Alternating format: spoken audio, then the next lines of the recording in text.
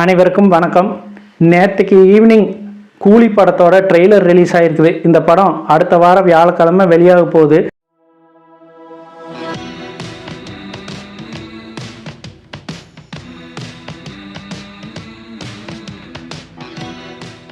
அந்த ட்ரெய்லர்லேருந்து நாம் தெரிஞ்சுக்கிறது என்னென்னா, இதையும் ஒரு பேன் இண்டியா படமாக எடுத்திருக்காங்க.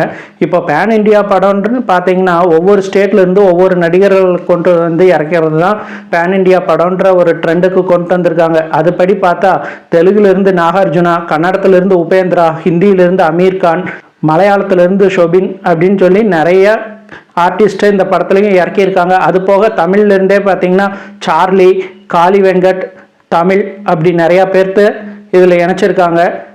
இதில் முக்கியமான கதாபாத்திரங்களில் ரஜினிகாந்த், சத்யராஜ் மற்றும் ஸ்ருதிஹாசன் நடிச்சிருக்காங்க.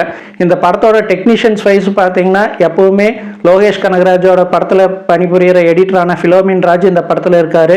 அதே மாதிரி சினிமோட்டோகிராஃபிக்கு பார்த்தீங்கன்னா கிரீஷ்னு ஒருத்தர் யூஸ் பண்ணியிருக்காங்க. As usual Anirudh music and அன்பர் ஸ்டண்ட் அப்படின்னு சொல்லிட்டு ஒரு மிகப்பெரிய டெக்னீஷியன்ஸோட தான் இந்த படம் வந்திருக்கு.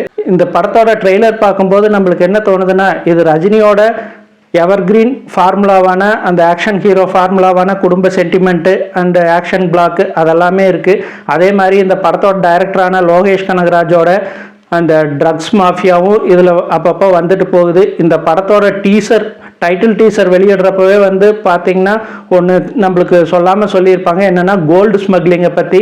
இந்த படத்தோட ட்ரெய்லர் பார்க்கும்போதே நம்மளுக்கு அதுவும் புரியுது. என்னென்னா ஹார்பரில் நடக்கிற மிகப்பெரிய கோல்டு ஸ்மக்லிங் அண்ட் மாஃபியாவை பற்றி தான் இந்த படம் பேச போகுதுன்னு பொறுத்திருந்து அடுத்த வாரம் பார்ப்போம். இந்த படம் எப்படி வந்திருக்குதுன்னு பார்த்துட்டு விரிவான விமர்சனத்தில் சந்திப்போம். நன்றி.